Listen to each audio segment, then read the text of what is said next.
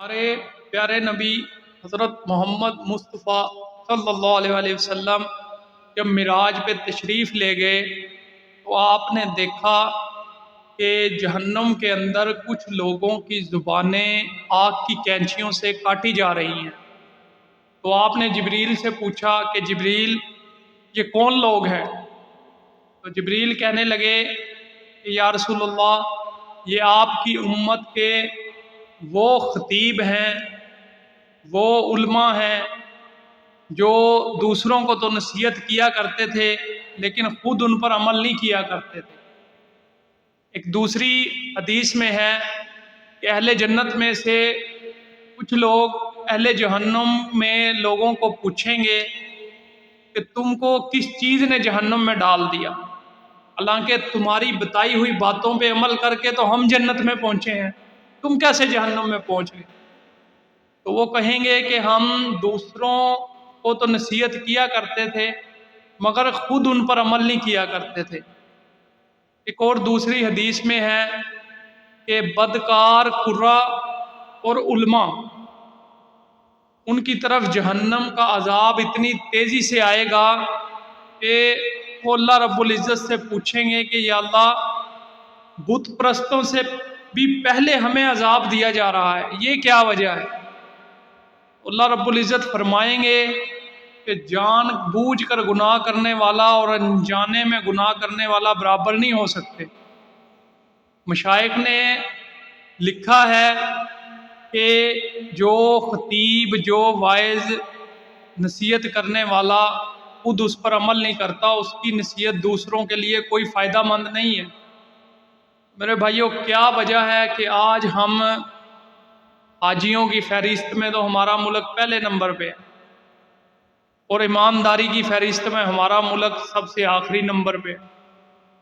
ہمارے پاس ہمارے ملک میں بہترین خطیب، بہترین تقریریں کرنے والے، بہترین قاری حضرات سب آپ کو ملیں گے، لیکن کیا وجہ ہے؟ وجہ صرف یہی ہے کہ جب تک دل کا یقین ٹھیک نہیں ہوگا نا ہمارا، اس وقت ہم عمل پہ نہیں آ سکتے۔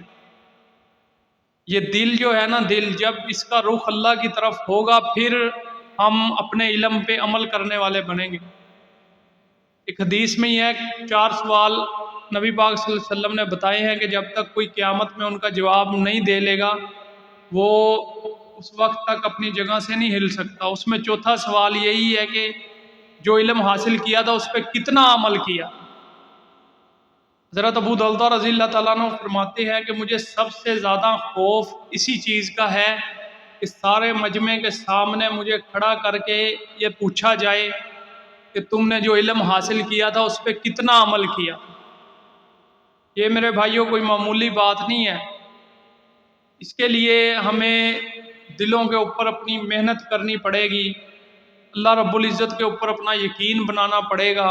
سارا دن ہم دولت کے تذکرے، مال کے تذکرے، دنیا کے تذکرے کر کر کے ہم نے اپنے دل کو سیاہ کر لیا۔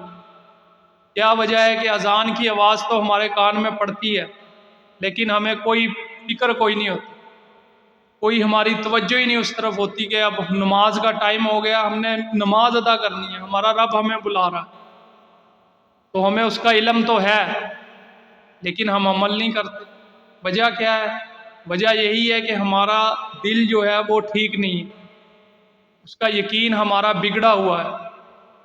تو یہ دل کا یقین اسی طرح ٹھیک ہوگا کہ جب ہم اس کو اللہ کے ذکر کے ساتھ، علماء کی مجلس میں، مسجد کے ساتھ سب سے زیادہ اپنے تعلق کو جوڑیں۔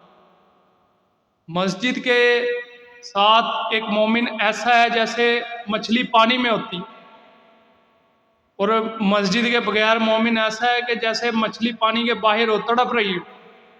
مومن کی مثال تو ایسے ہے۔